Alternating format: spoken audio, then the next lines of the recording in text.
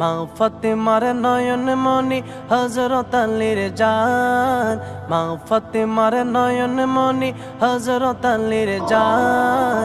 ইমাম হুসাইন শহীদ হলেন কারবালার ময়দান, ইমাম হুসাইন শহীদ হলেন কারবালার ময়দান। দয়াল নবীর জবানে কারবালার বয়ানে, দয়াল নবীর জবানে কারবালার বয়ানে, আওলাদে রাসূল শহীদ হবেন হাদিসে প্রমাণ। ইমাম হুসাইন শহীদ হলেন কারবালার ময়দান, ইমাম হুসাইন শহীদ হলেন কারবালার ময়দান, ইমাম হুসাইন শহীদ হলেন কারবালার ময়দান।